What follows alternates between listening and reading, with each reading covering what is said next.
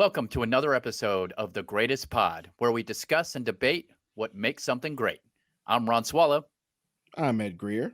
I'm producer Bill. and today we are going to talk about, well, these two friends of mine's most hated storytelling thing, magic. Come Ron, on, it's just you just take it personally. That's the thing. There's a lot of stuff I hate more in storytelling than magic. Oh, cool. Well, I mean, I think he might be right, and that is my main one. I think that it's up there. It's up there with like stereotyping and the chicks having nothing to do.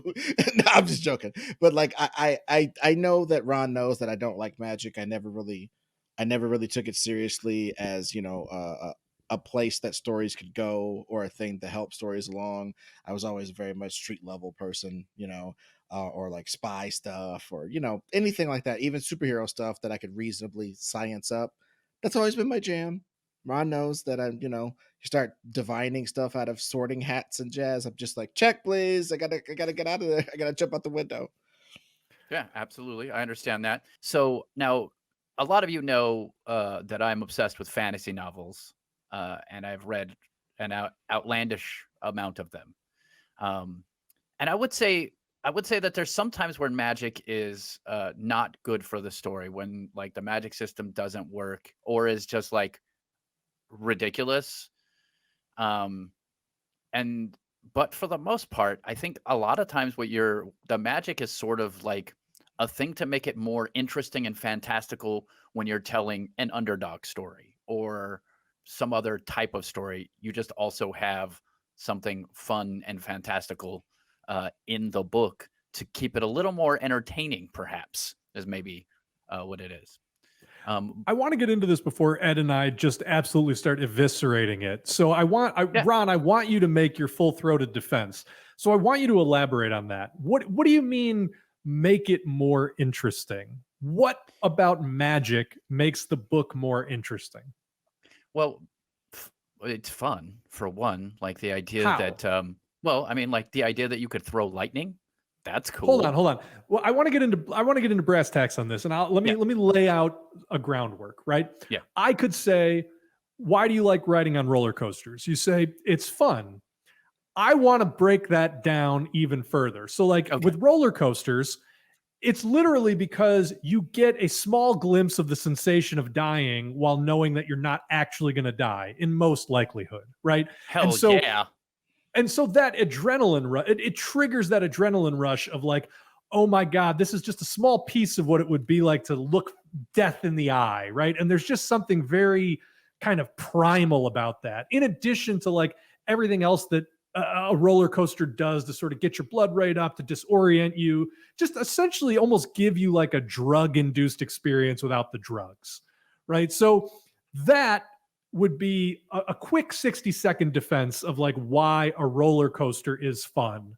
Can you do that with magic? the problem is that if we do that, then we're ruining another future episode. So, but What? yes, well, we've been talking I don't about. want to talk about magic for 2 episodes I know. ever. We got to get it all out of this one. I Well, okay. don't want to be petulant, but geez For Louise. for me, it's almost like, look again. This might be personal. So if you are a trauma survivor or abuse survivor, just understand that I'm talking about this right now. As a kid, I was not treated very well by my family.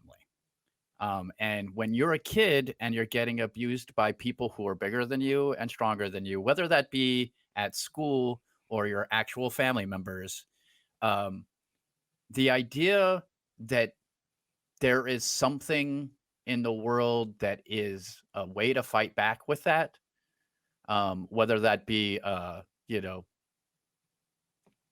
like there's this one specific power of the books that I read, the Sword of Truth series, which really, the Sword of Truth is really more about courage and about facing your own fears and your own inadequacies. But I didn't realize that as a kid. I just thought it was a cool way to like save yourself from bad guys. And Alanon, who is one of the main characters in that series, is a druid who can like shoot like green power out of his hands, and he takes on guys who seem like they could win in a fight every single time, and he beats them back with that magic and his determination. And so as a kid reading that stuff, I would be transported to that world where just for a minute I could be that guy. And so for me, when I'm reading those books and the magic is involved, sure, yes, picturing green lightning flying out of a hand is great, but it's really about the idea of being able to fight back against people more powerful than you. And I think that's what a lot of magic is used for in those books. Okay, and I'm not trying to rebut that, but if the court will please look at exhibit, like, to me, that's everything. That's like literally everything in the pop culture sphere literally does that. Like, to me, the Punisher is awesome because he could get in a knife fight with 5 dudes in the alley and come out of it. You know Yeah. what I'm saying? Green energy, webs, whatever. All of those to me are part and parcel. And it's like why probably you and I, especially, we've never been 6'6" and with a super long wingspan like Bill. I love kung fu because I wish I had a body like that to beat the shit out of people, kick their ass from across the street. I love that shit. So I like martial arts as part of that. It's like the if you learn an intricate system of dopeness, you can beat up bullies. If you inherit some sort of power and you learn to focus it, you can beat up bullies. That's always part of this stuff. But why are you keying on magic? Is what I'm saying. Because hold that thought, Ron, because I want to add some context to what Ed is saying, because I 100% agree. And just to add nuance, right? Like Spider-Man swinging on webs, Superman flying by force of will. For me, that's the same thing. So Ed has the same sort of like be able to stand up and do cool shit and defend yourself. I always just like the idea of like, I could do something that just separates me from society, right? Like I can break the bounds of my earthly confinement and do something extraordinary and like enjoy that. I totally get that. But here's where I'm going to add nuance. I think in Ed's case, there's an idea at least that you could train and learn and achieve that thing. And in my case, because I definitely gear more towards sci-fi, I understand I'm never going to like jump off a building and fly, but there's at least the idea. Yes. But there's at least that idea that like, you know, applying scientific principles and sort of, you know, the right application of technology and ingenuity and understanding of the world, you might unlock something similar. For me with magic is it's just 100% pure nonsense. And I guess that's where it loses me, and it sounds like it loses Ed as well. It's like, I'm going to wave my hands in front of me and suddenly water turns into gold. And it's like, no, never. Like that doesn't make sense. It's completely divorced from reality. And that's, I guess, what I'm asking is if that's the attraction that it allows you to inhabit sort of this other life, you know, that escapism, why go with the most absolutely nonsensical version of what that could be? I mean, again, just because I thought it was cool. I mean, as a kid, I just thought it was cool. I loved the idea. And plus, you know, we think it's ridiculous, but I grew up with people who believe some pretty wackadoo shit when I was a kid. And so I think part of this is definitely that, like, it's just kind of like grown on me. And since I grew up doing it, I just partly keep doing it. And some of the stuff I've read, by the way, like the more I've read it, as I've learned more about like not even science, but more about storytelling and et cetera, I like a lot of those things less than I used to. I definitely do, because sometimes it's a crutch and it makes the character too powerful or not interesting. Like there's problems with it. And I would agree that one of the things, if you could just wave your hands around and turn things to gold, would not be interesting at all. I mean, it'd be great because I could so use some gold right now. But like as Couldn't we all? as a storytelling thing, it's I could see how that's not as good. And I understand the same thing with some people who didn't like Harry Potter, because it's like, well, magic can just solve everything, which isn't 100% true. And if you read the books, you know, blah blah blah. But I do understand that it does seem pretty crazy that they could just make everything wash itself, or, you know, do weird stuff with their poop, you know, whatever it is. Like, I understand that's It's not even that. Well, I think I love the nuance of the conversation, because it's not even just that, like, oh, magic just makes their life so easy. Because frankly, if it was Back to the Future and it was Doc Brown inventing a Rube Goldberg style washing machine that would literally take the clothes off his back, wash them, dry them, put them in his laundry, and he never had to touch it, I would be like, that's freaking great. I think that's hilarious. I love it. But I think the reason from a storytelling perspective is that you understand that there's limitations to it. That, like, oh, okay, the character had to take the time to make that, and in so doing, that has turned him into sort of a weird recluse, because he has to, first of all, have a mind that understands this stuff, and then the time and the dexterity to actually go through doing it. And so you end up with a character very much like Doc Brown in Back to the Future, where he is just a weirdo who operates on his whole other level, even though his technology is essentially magic. It's just the real world implication of doing the things he's doing is carried through into the character. And I think that's what bothers me about magic. And Harry Potter's a great example. It's like, what the hell are these kids learning? Like, they're not putting the right emphasis on the word Patronus. Like, what is it that they actually have to, like, go through and experience and struggle with in order to make their poop disappear? They're not waving the wand correctly. Like, I just don't, that gives me nothing to grab onto as an audience member. Well, again, I sort of get where you're coming from, except for that I do think that you guys, I mean, I don't even know how to explain this in any way, because I know that both of you are very funny people. But there is a certain part of you that can't divorce from the idea of something being fantastical and fun at the same time. And I don't know why that is. And I almost want to find that out more than I want to find out why I like magic. Because to me, it's like, do you like magicians? Yeah, because they do tricks to trick people, and that's kind of cool. Well, this is just a fun, like, way to tell stories. Most fantasy books are just using magic as a metaphor a lot of times, and sometimes what, they're just. Though? Well, I mean, lots of things. I mean, I guess that's where you lose me. I mean, like Harry Potter. Let's talk about Harry Potter. Like, if you look at the whole series of Harry Potter, the truth about that is talking about the idea of evil and how evil is arrogant. And even when you tell evil that, and first off, also the power of love, because really, literally, Harry Potter is protected by his mom's sacrifice. That's why he cannot be harmed by Voldemort to a certain degree. They did a little lore things in there to try to make it so it worked out, but eventually he gets the super powerful wand, and he knows that if Voldemort tries to attack him, that it's going to backfire and it's going to kill Voldemort instead. And Harry Potter, being a good guy, literally makes the decision to say, hey, you're going to lose here. This is your chance to redeem yourself. You could make a decision right here to decide not to be good. I mean, to decide to be good, and you'll live.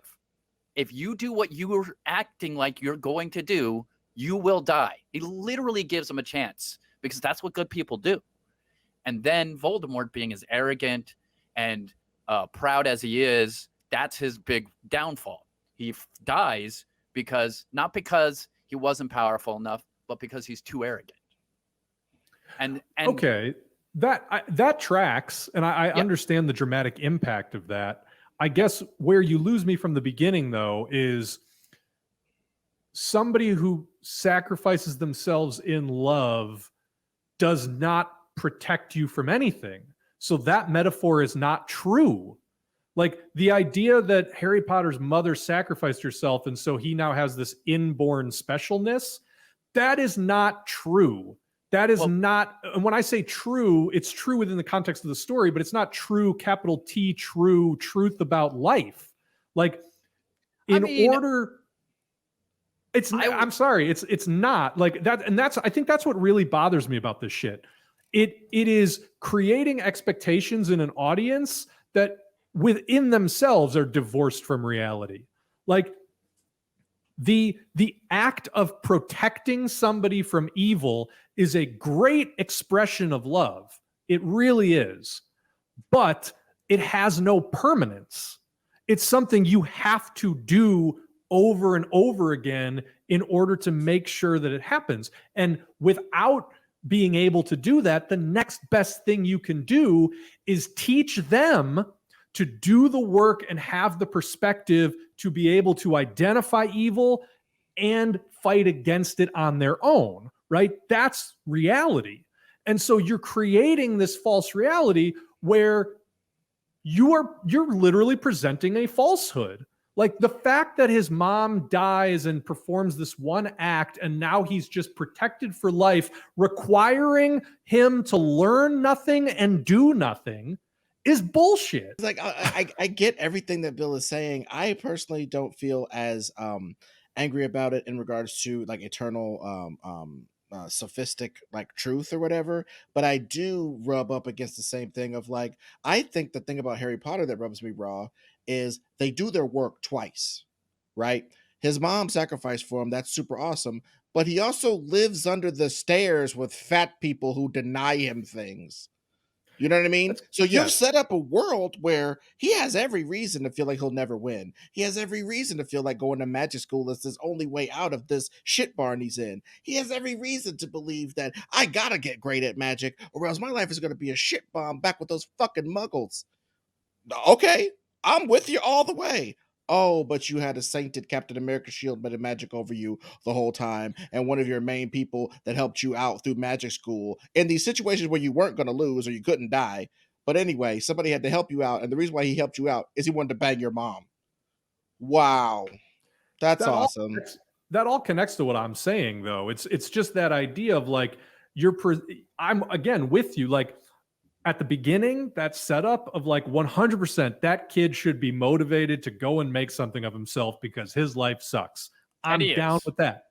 Yeah. At the end, he shows compassion to his most hated enemy, and that is ultimately what allows him to win. I am with that. Mm-hmm. I am with both of those things. It's all the bullshit in the middle that like fucks it up.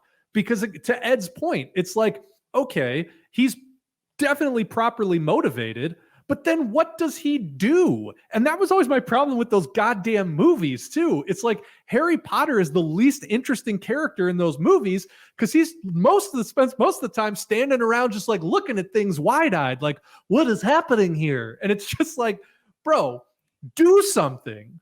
I don't know. I may be coming down too harsh, but this is getting at a little bit of like what really irks me about magic. And I don't know. I don't mean to hate fun. I think the I mean, thing you that do, really but But but the thing also that really bothers me is Go. like story. The only point of stories is capital T truth, sophistic truth to me. okay. So if you're going to spit in the face of that, I don't have time for you. Right. Well, And this see, I'll definitely. allow you to spit as long as it goes over my boot and I go, hey, don't do that anymore. You know what I mean? I like to have a chill little challenge to that. But yeah, you can't spit all the way in the face of sophistic truth for me. It does take me all the way out. That's true. That's interesting. I mean, look, I mean, I love Superman, but like, if he hadn't been born on a different planet and then come to a different planet, he wouldn't have superpowers. I mean, it's just one of those things where, like, okay, so he was lucky enough to land in a place where he would be basically invincible. Yeah, And that's not the story though.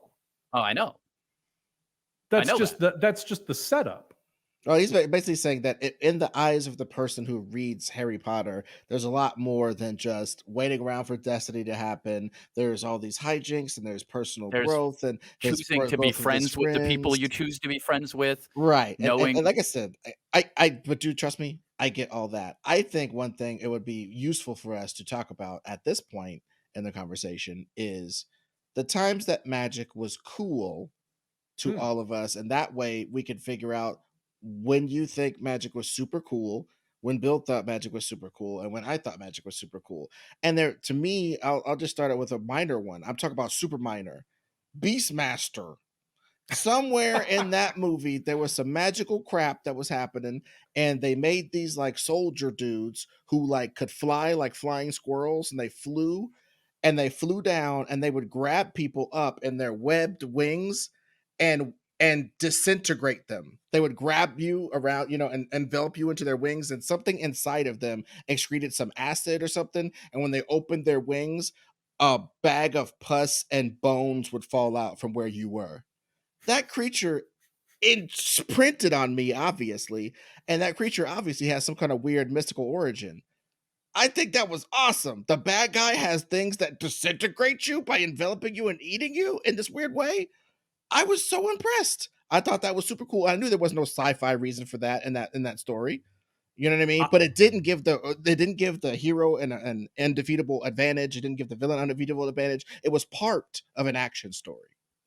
I will take magic all day with a cherry on top in horror.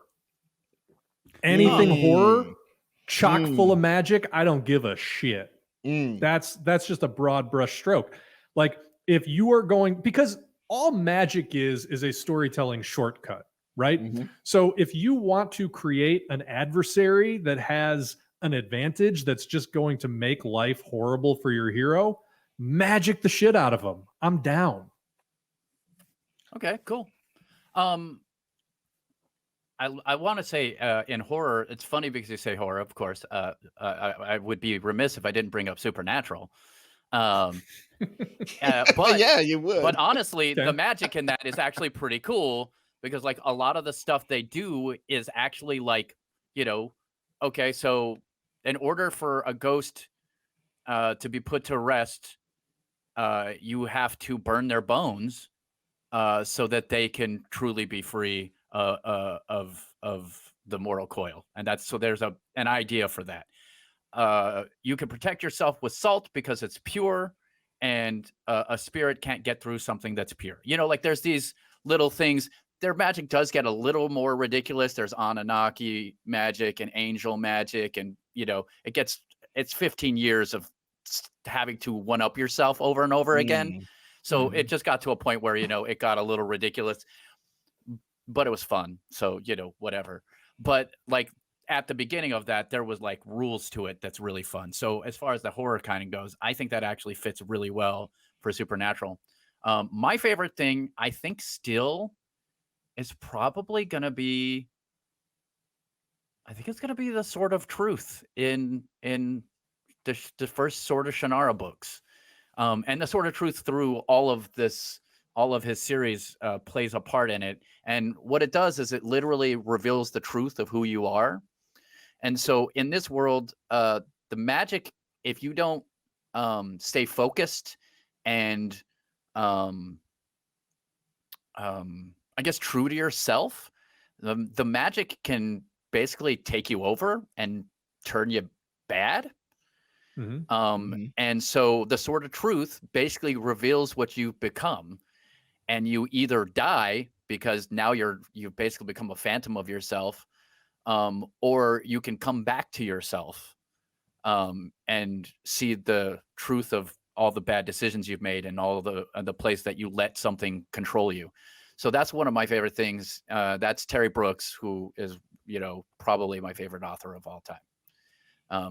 And his first books, the main characters don't really have any powers. They're just people who happen to be and this is interesting because part of the lore of the sword, it's interesting to me at least, is that um, it's influenced slightly by people's beliefs. Mhm. So Hmm. people decided that the Sword of Truth only worked if an elf who was related to the king of Shannara used it. And so even that belief, because he was related but was only half elf, he in his head had a block because of being able to reach the Sword of Truth because he had doubts of all that stuff. And even the Sword of Truth couldn't clear up those doubts about him being half elf and or important enough. And once he gained some confidence through the whole adventure, he was able to bring out the power of that and defeat a character who would let the power overwhelm him, the magic that he had used and borrowed from the earth to basically become the Warlock Lord, which is a very cheesy name, I'll admit. Yeah, I'm trying really hard. Like, I was with you with the sword that shows you what you're destined to be. So with you. And then you started talking about elf kings and warlock queens, and I'm like, I think a big portion of that is that when Terry Brooks wrote his first novel, he was a little borrowing from Tolkien. He's different than Tolkien, much different, but semi borrowing from him. So I think that a big portion of that, and he'd probably be the first fantasy author, I think, who counts as almost as influential as Tolkien. I would argue. Oh, see, but what's really messing me up about this is straight up, if I talked to Bill about Star Trek, I could glaze him just as quickly as you just did. And and Star Trek is magic. Make no fucking mistake. They teleport every goddamn where. That's why in the new ones, I don't care about any of the different changes that they've made to the new series. I don't give a fuck. But one thing I do hate is they all have personal transporters. So they literally tap their chest like they're answering a message and they can teleport anywhere. And I'm like, well, what the fuck then? There was always this consternation, right? To get to the fucking teleporter machine, the fucking whatever, the beam me up Scotty shit. There was always this this rush to the transporter room. This got to get the stream right or else you'll come apart in the data stream. Your body will come apart. There was all this stuff, and now they just figured that out. Boop, boop, boop. They just teleporting down to get a sandwich. So why isn't everybody fatter than Wall-E people if you're just teleporting everywhere? You know, it ruins it. It ruins it because it magicizes something that was already very magic. But then it's just magic. You're seasoned on something, though. It's that idea that, like, anytime magic becomes a convenience rather than an obstacle, you're running into problems in the story, right? The nice thing about the magic of the transporter is, like, who gives a shit if we can't conceive of how that technology would work? Honestly, who gives a shit? The point of it is that it limits your potential, it limits your dramatic possibilities so that you understand that the characters are starting from a disadvantage. It's like, oh yeah, we can do this. So it's like, we don't have to take we don't have to get in a ship and a second ship that's going to go and land. Which also is a purpose, by the way, because sometimes you got to get to that planet without the people there knowing that you're getting to the planet, because you have to observe them. And if they see a spaceship, they're going to get confused. So there's a purpose to the transportation system. That's what I'm saying. Like, the more you can turn it into something that is limiting and difficult and requires expertise and requires problem solving, do it all day long. Yeah. But I think what irks me, going back to the Harry Potter thing, is like, oh, so something that would otherwise be a literal chore, as long as you pronounce your Latin correctly, you don't have to do it anymore. It's like, what? Why? To me, you don't think that would be fun? I don't care if it would be fun because when you're telling the story, all that is just a naked, grotesque, in my opinion. And I'm hot taking it, but run with me here. It's sort of a grotesque admission by the author that, like, your A story has nothing to do with your B story, right? I'm here to tell a story about growing up and making friends and figuring out your place in the world, which is great. And then I'm just going to sprinkle all this bullshit around it that, like, is really just a joke. That's really all it is. Let's be real. I mean, it has nothing to do with the story you're actually telling. It's like, it's set dressing. It's like, let's put some baubles around the growing up story. I would argue that you're right in some ways. Yeah. It's a way to use puns. It's a way to have cute little goblins doing stuff.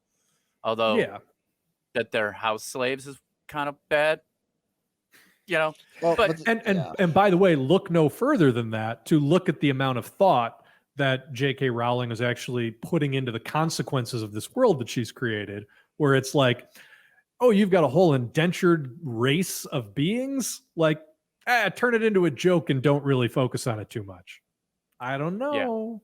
Yeah, it definitely Harry Potter, when you reread Harry Potter, it definitely has some it's fun, and it has a lot of funny, weird, goofy things, and it's got a main character who if you know, again, if you've ever been bullied or dealt with terrible people, you kind of like relate to. But it's also the same reason I relate to Peter Parker, and I never have a problem with the web cartridge, web fluid, the 16-year-old genius part, like all that other stuff doesn't really bother me as much as some of the Harry Potter stuff does.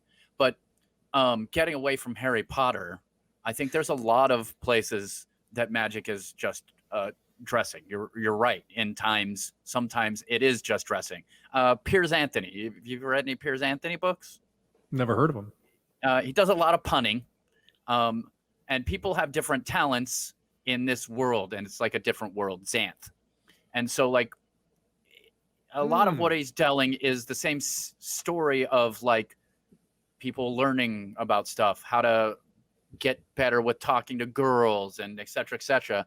But also people have weird powers that they have to like deal with. So like but a lot of times it really is like that they're dealing with those powers. Sometimes they can eventually use them and they're cool, but like it's usually like a quest that you're going on to meet the wizard who has the book that tells you any question you ask it, it can answer one of those one questions that you ask it. And like you have to come up with a way you want to do it. You have to go meet these tests and pass the test to get through and all these other silly things. The whole time it's just an excuse to make puns and make weird powers. Like, but there's also a storyline through it. So like I get where you're coming from. But Piers Anthony makes me laugh while I'm doing it. And also some of them are weird. Honestly, from a storytelling perspective, that on the face of it doesn't bother me because it sounds like what you're essentially doing is like creating an entire arduous adventure around a Google search, which is kind of funny on the face of it. Yeah.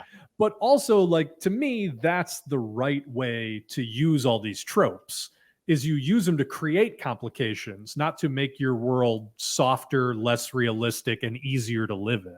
You know what I mean? Again, that's 100%. Like again, talking about that, there's a specific author that I used to like, Simon R. Green.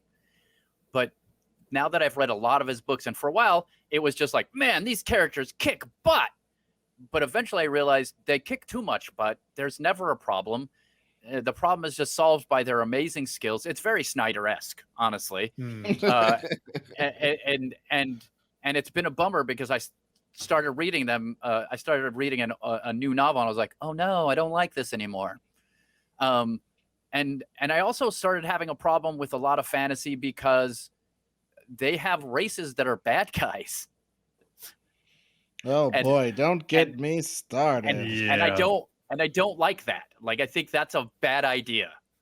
Well, but you know what's worse than that though, honestly, bro? The automatically good races. That really makes me mad. Like the fact that there could be the elves who are greater and better than everybody, and then a bunch of just hard scrabble crap people, just fighting each other over stuff is bad. But then you gotta go on top of that and add races that are abjectly evil. That both of those are horrific. Because who do you think? Who the fuck do you think the elves are supposed to be, bro? Who do you think? Yes. So well, like, and let me say that it's so interesting that Terry Brooks, like again, my favorite author, I think he started off sort of doing that. Goblins and trolls were kind of considered bad. But as he grew as a writer, you could see that he realized that that was a terrible idea, and that he then made everybody sort of like neutral, sort of like you're either a good guy because you're a good guy, or you're a bad guy because you're a bad guy. It has nothing to do with, the fact that you were born a troll, for instance. And again, even Star Trek doesn't do that. Star Trek has evil races, or races that are always up to something. Gotta watch them. The way they treat the Ferengi is horrific, and was for years and years until Deep Space Nine. And even then, they were mostly jokes. Like if I was a Ferengi, if I was sitting here as a Ferengi, I wouldn't be like, look at this great piece of Ferengi television. I'd be like, look how they massacred my boy. The Ferengi actually have space lasers, you know? So Yeah. So all I'm saying is it to me what is I don't know, man. The fantasy thing bothers me because of the race part, but even more so than in stuff that I accept, like Star Trek.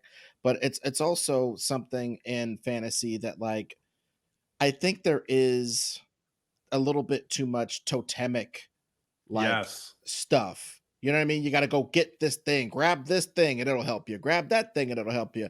In real life, that's a crack pipe and a dick in a gas station, and you know what I mean? You're just searching for these totemic things that'll help you out more than they have any right to. You understand what Or I'm saying? it's or it's, getting more talented at things or working really hard to achieve But you don't find talent in a cave under guard of gargoyles and shit.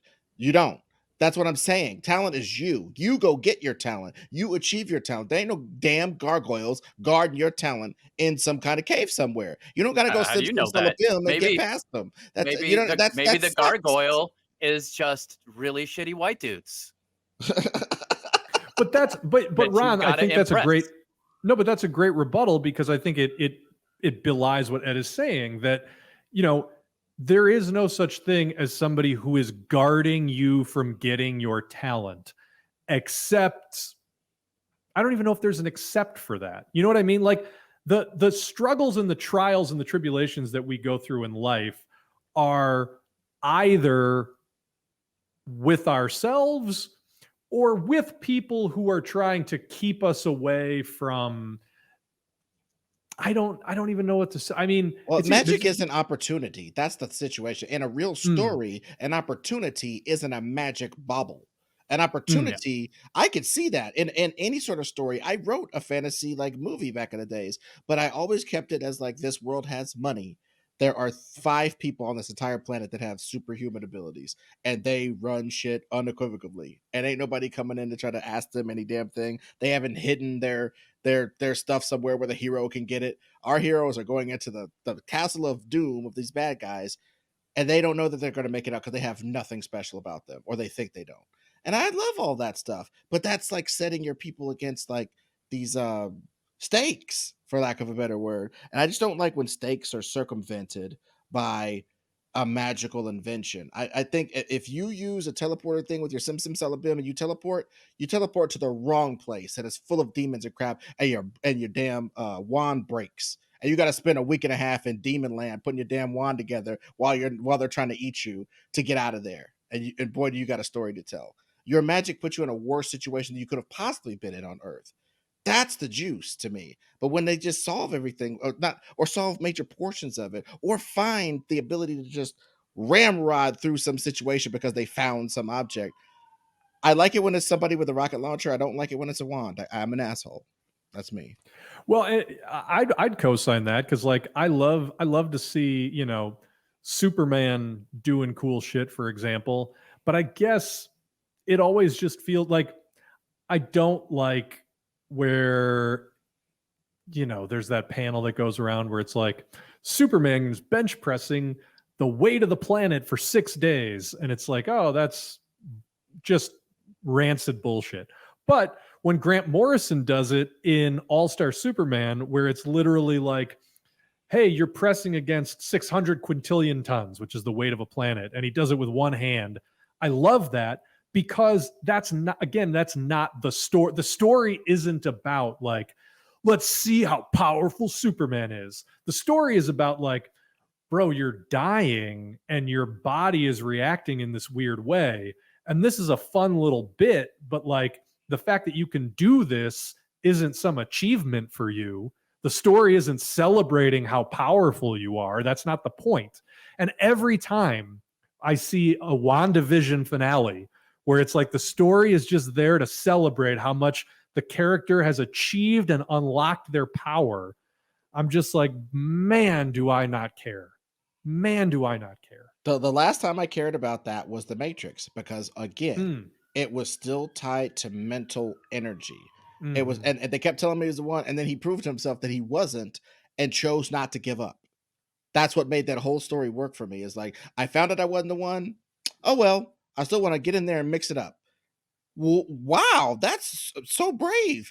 And for him to Mhm. be like, I have to fight this agent so that Trinity and Homeboy can make it back.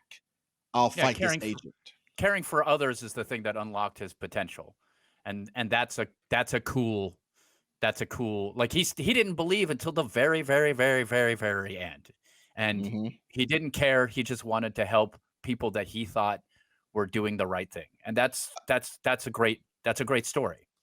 And Mhm. that's one of the reasons I like also the Dresden Files, which we talked about on our previous podcast, how much I love the Dresden Files, is because really, yes, Harry's got this power, but there's like a lot of rules to the power. So, for instance, if he, sends a blast of power blast out and it hits something that's heavier than him, it pushes him back. There's still physics rules. And he had to learn how to do all that stuff through not a fun process because the guy who was teaching him was an asshole who was Mhm. basically trying to make him tough, but was also, a scumbag. So, there's all this stuff. And he's also got this huge thing holding over him because he was considered dark because he used dark magic to defeat the guy who was abusing him. And so, like, there's pressure on him to never ever step out of like the goodness line. And sometimes the goodness line is the thing he needs to step over to help um, whoever he's trying to help. So, like, a lot of the magic uh, in the way, just like you said, of what he's trying to accomplish. And you're sure he's using it as a tool, but it's also fighting back as a tool, as a protagonist almost in a lot of the ways. So I don't know. Well, I and think I also think if it's someone did Dresden Files right, I think you would like right. Dresden Files, Ed. Also, it's Well, a no, detective. but I when what I was keying on when you were saying that stuff is it's every single the Matrix to that to the stuff that I like. There's always this scene of like these are yes there are powers, but these are the consequences. And these are the Yes. limitations therein. And that's in every Yeah. good bit of storytelling ever. And but I just think I like magic like I don't know, like some people like cocaine, I guess, like just at parties. You know what I mean? Like just a little bit. Cause like honestly, I like it just sprinkled in just a little bit. Obviously, not cocaine. Kids don't do drugs, but you understand what I'm saying? Like a little accoutrement. You doing coke all day, you're a monster piece of shit. A couple weekends a year, don't worry about it. You know what I mean? That's how I like magic. Because Yeah. like Okay. I'm telling you, like, okay, Conan the Barbarian. Mm. Conan the Barbarian is one of my favorite movies on this planet. Okay, it's one of the things I would grab out of this here DVD case behind me as I ran out of here in the case of a fire. Is my limited edition with John Milius and Arnold Schwarzenegger a commentary, double disc edition with back matter of Conan the Barbarian. It's one of By my the way, I got to stop you just to say this is the scene in which I punch the horse. I punch it and it falls down. It's fantastic. It's fantastic. Well, I punch this. Watch me punch the horse. That is what Arnold's commentary is like on that Yes, DVD. It's That's dude. amazing. hilarious. He's continuously like Rick Dalton from Once Upon a Time in Hollywood, just pointing at the screen, going, "That's me. There It's I am. amazing. There it is." So all I'm saying is, I love that because when you think about Thulsa Doom, Thulsa Doom is the bad guy in there, and Thulsa Doom uses magic maybe 3 times. One, he sort of Svengali's Conan's mother and does it's horrible. Two, he kind of does some weird stuff. He gets a cult of personality around him. You could say that that's magic, but really he turns into a snake later, Mm. and then he takes a snake and shakes it, and it turns into an arrow, and he shoots that arrow at somebody. He uses magic 3 times, and he's the most menacing magic person I've ever seen on screen. He's horrific in that movie. Way more than somebody who does a whole bunch of this stuff. Way more than it's it's a powerful adventure tool. It lets you know that Conan is utterly outmatched. And when Conan gets a little bit of magic later, boy, do I love that. That scene where he gets a little magic thing to finally break his way. One thing breaks his way the whole goddamn movie, and this is one part, and it's utterly magic. And I'm cheering for this movie. So I just think you got to sprinkle me, man, as far as this magic crap. You got to sprinkle it. Another observation I have to make about that, Ed, is that also includes no magical tropes, which to me is a huge turnoff, right? Wands, goblins, elves, dwarfs, magic rings, all this shit, throw it right out the window. But if you've got magic that doesn't trade in any of those tropes that other authors or other writers or whatever did the work of establishing, I'm immediately 100 times more invested. Look, my D&D crew cannot not play with dwarves. All right, that's not cool. We can't. But that's sort of what very that's important. I get the vibe. And look, I'm not going to drag anybody for playing D&D, but like so much of fantasy just gives me the vibe of like, this was somebody's D&D campaign. Like, why do I give a shit? You know what I mean? It just feels like people are playing. It feels like fanfic. It feels like people are playing with toys that like they don't have anything interesting to say about. They just like the toys, you know? I mean, which is sort of the sometimes. thing that, go ahead. No, I was going to say sometimes that's true. Yeah. And I've read many books like that where it's just like, look at this cool stuff that this cool person can do. And that's not fun. I agree with that. There has to be, consequences. There has to be a story or it's not good. But the magic is basically superpowers. And you guys love superpowers. I'm just saying that when magic is used right, it's basically just the fun part of superpowers. I mean, well, oh, sorry, go ahead. Well, I was going to say, like, Superman's great. And him being able to punch stuff is a fun part of Superman.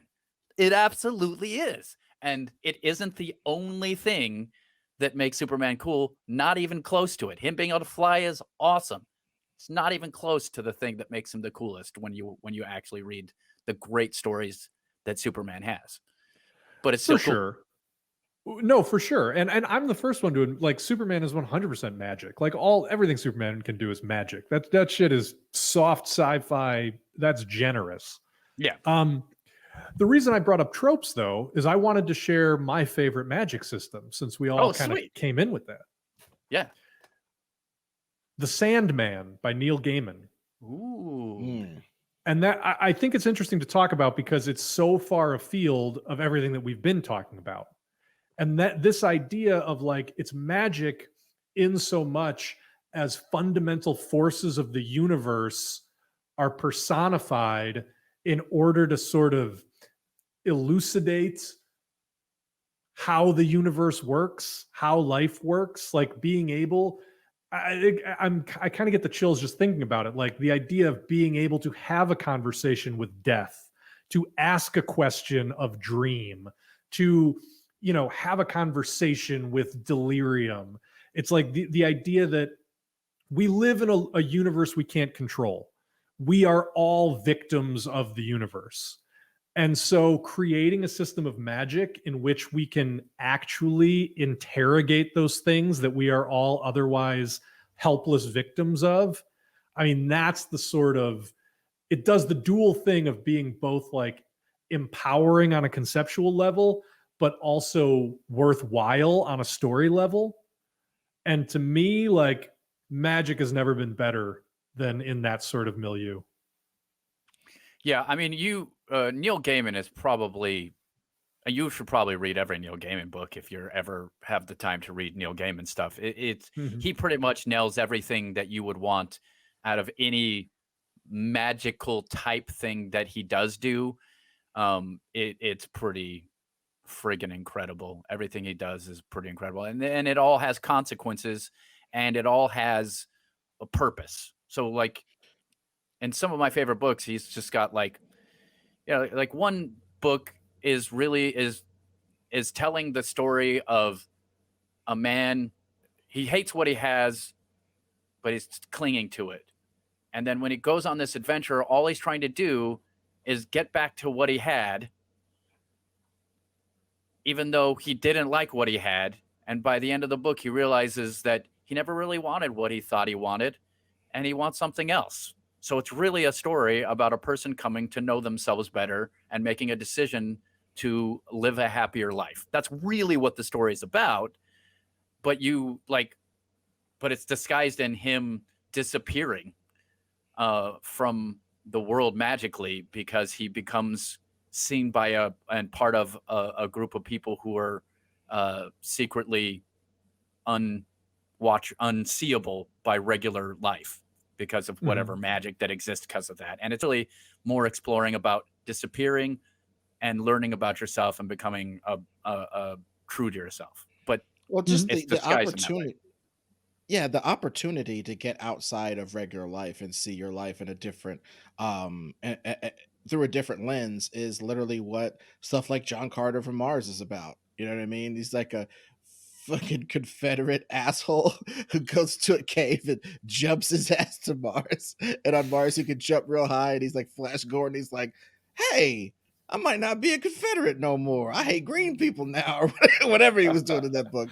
But the bottom line is he couldn't have gone back to Earth with the exact same perspective. It would be Mhm. impossible.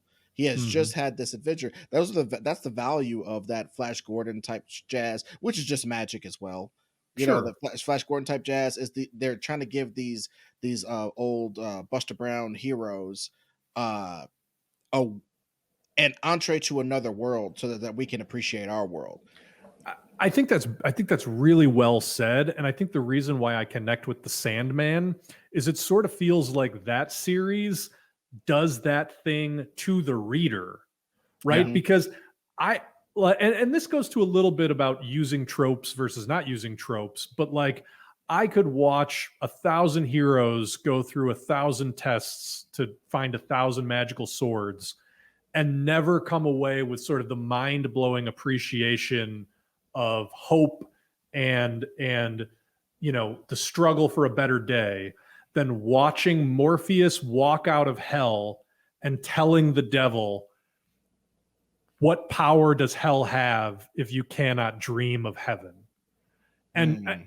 and granted, that's unbelievable writing, Yeah. but it uses the magical system to make a point that affects me in my life. And Mm. it's so much, and to use a magical system that is so sort of bewildering on the face of it is so much more effective than, oh yeah, this peasant kid has to go find the magical sword that's hidden in the cursed cave. Because it's like, I know that story. I know how that story goes. But when the cosmic personification of the collective unconscious is trapped on the ninth level of hell, I don't know how he's going to get out. So immediately it's a more interesting story.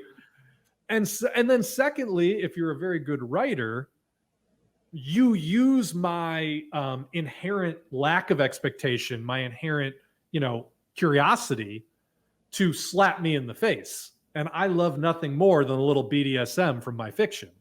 So again, to me, it's like that combination of, as Ed said, using the magic as a tool to change your perspective, having the inventiveness to not just rely on shit that we've seen 1,000 times before, and essentially using sort of like this universal shorthand of like, you get what elves are, you get what a wand is, you get it. Like, no, Yeah. I don't want you to tell me I get it. I want you to show me Mm. something new and crazy. You do that, I'm in all day for your magic. Well, and there's a one side of using that part though. I do want to. I don't like these books. I have not read these books, but I have heard them on tape because my girlfriend goes to sleep listening to them, and they're the Jasper Ford nursery crime novels. Oh And yeah. in yeah, and the nursery crime novels is basically people would say it's like fables, but in actuality, I think it's a lot more whimsical and on some ways dangerous than a lot of people think Fables is. And it's just basically like all that stuff is real. Humpty Dumpty, the freaking all the fairy tale stuff is real. The three bears, but also the bears in this world are like past an act where they just kind of they're barred from eating too much honey because it gets them loopy. But other than that, they're just sort of citizens if they're in the certain nature preserves and stuff. And the gingerbread man is a serial killer because he's a giant cookie who fucks people up for a living. Like the gingerbread man is like John Wick and Hannibal Lecter. That's And amazing. you know what I mean? And all these different stuff. And this guy Jack Sprat He's the guy. Jack Sprat could eat no fat. His wife could eat no lean. He's had like 3 wives. One of them died of a coronary because all she ate was fat. The other one, you know what I mean? So it's like it's taking this magical stuff of this world and putting it. Well, where's the Easter Bunny live then? Well, Easter Bunny lives down in Bunnytown, but a lot of those guys are asshole. The dudes from the Mad Hare is down there. The Easter Bunny's kind of a dick. And Punch and Judy are in these books. They beat each other up all day from Shakespeare. All the fictional characters are in these different ghettos throughout London, and his department is basically the nursery crime detectives. They take the cases when nursery crime characters get into malfeasance against people or against each other. They take the case. And it's like, that's so whimsical and I hate it. But I listen to them. Too. I listen to them and I get what the guy's doing. The guy's doing what Ron was talking about, that other dude, Pierce Anthony, in those books. I always knew Pierce Anthony as sci-fi, so the fact that he wrote a lot of fantasy shocks me. Anyway, Tons. trying to do that musical jazz of writing that you do in a novel. That's another thing I want to get circle on down to. Ron likes novelistic storytelling. I do not. I don't, and I don't think you do. It's not your main one. Ron likes the feelings to come out in the writing and then in between the actions and stuff to bolster the actions. I want to see what the character does. I like the opening of Point Blank. Guy walks down a hallway, smacks a lady. Why'd he do that? We got to figure out. You know what I mean? I like that sort of stuff. I like that lean and mean. Ron loves to have it not spelled out. That would be a weird insult. It's not spelled out. But there's so much to it in between the lines. It's a picture painted, and right. and it's the thoughts that you can't see in people's minds. Kind of, you get to see all of that and see what's going on behind a hero's mind, behind a psychopath's mind, or whatever. And when a good writer paints a picture, you can really see it. It's like in your head. Now, and it's a third thing. It's a third thing besides staging and acting. Like the stage and the acting, there's this extra layer of narration on top of that where you could do all these whimsical things. And that's what makes those nursery crime things almost very interesting to listen to, even for somebody like yourself or myself, Bill, because the writer is massaging all the points of how whimsical and stupid it is by being pretty hilarious in his prose, connecting these ideas and setting these up as like almost giant bits that they're doing. And like, screenwriting generally doesn't have that third level. Go ahead.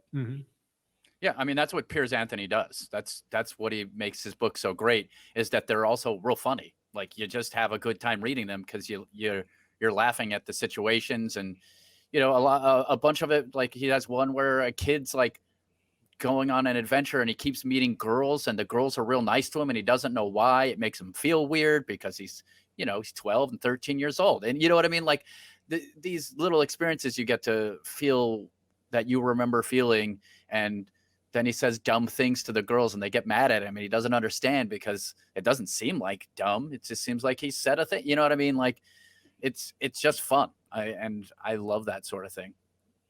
Yeah. Reading is great. Like I said, that's where I think it is.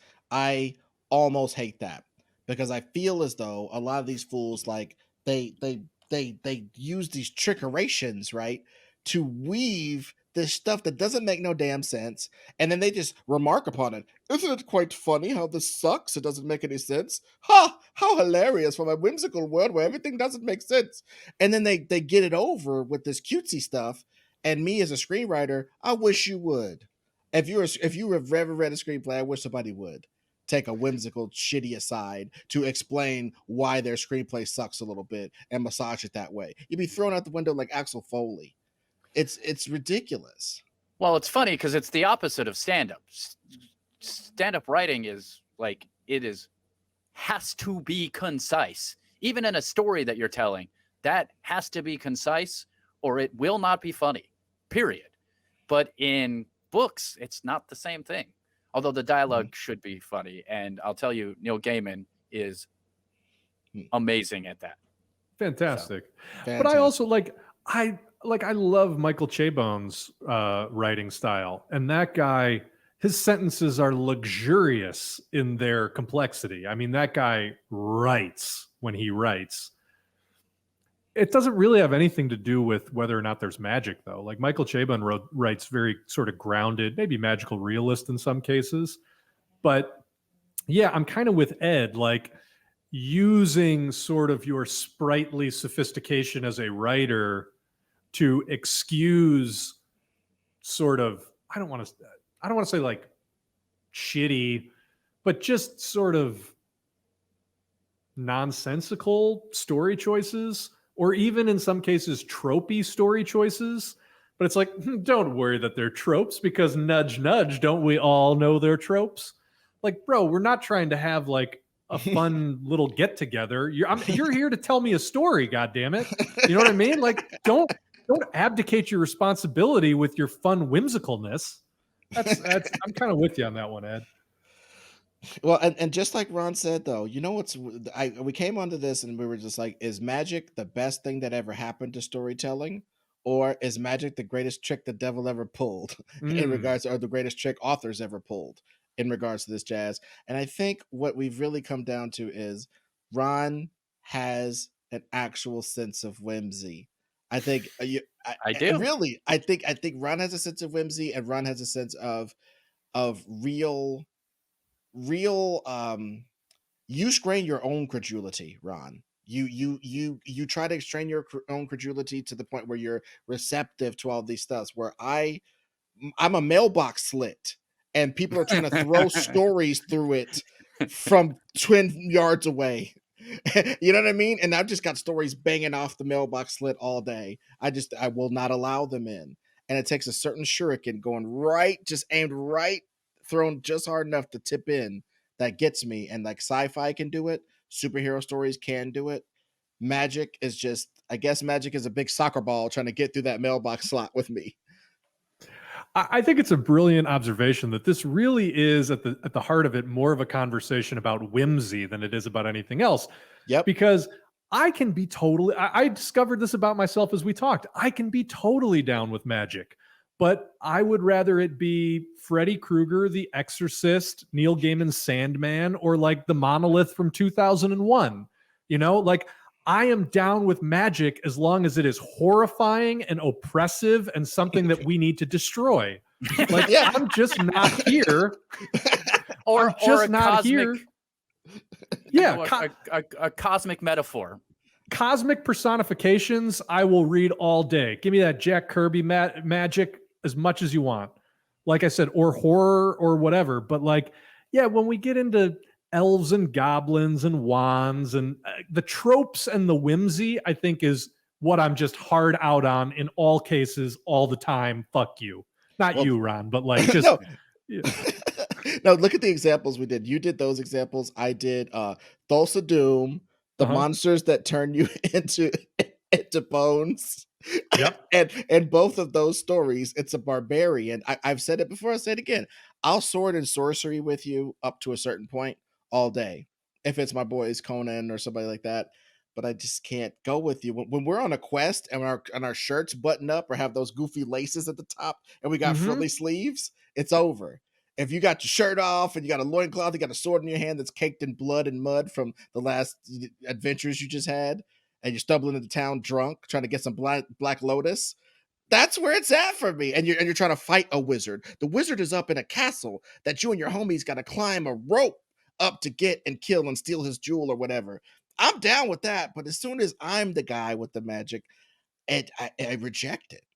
You would like Garrett Jacks in Terry Brooks's world.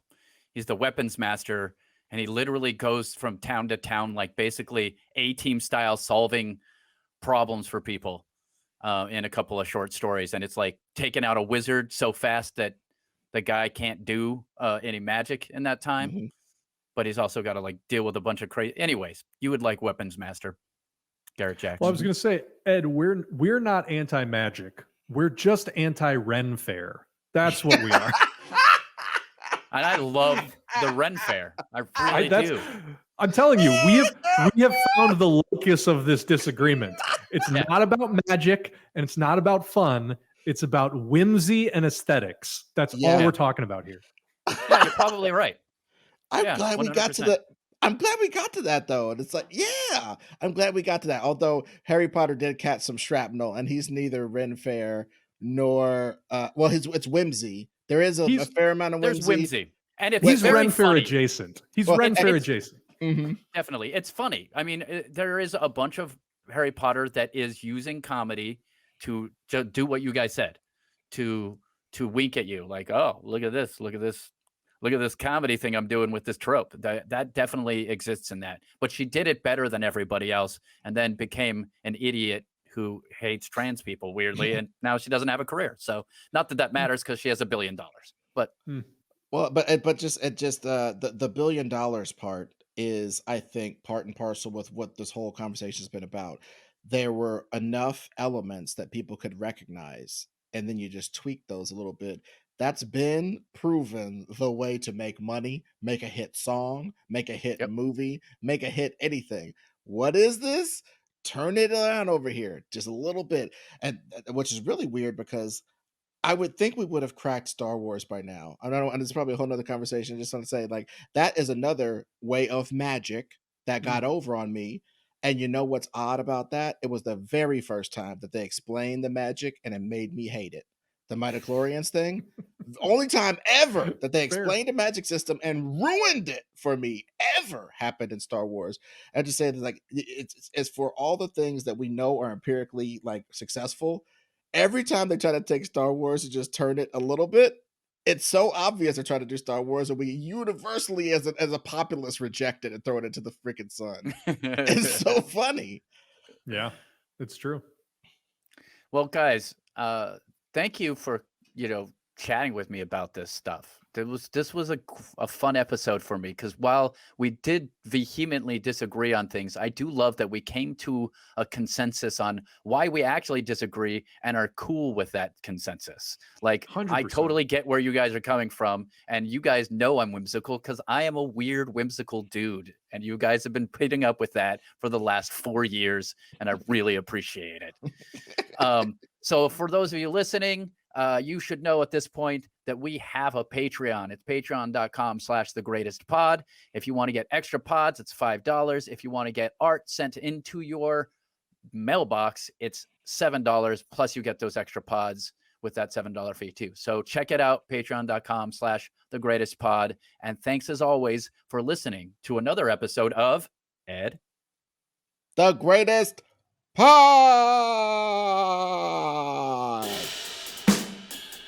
That was perfect.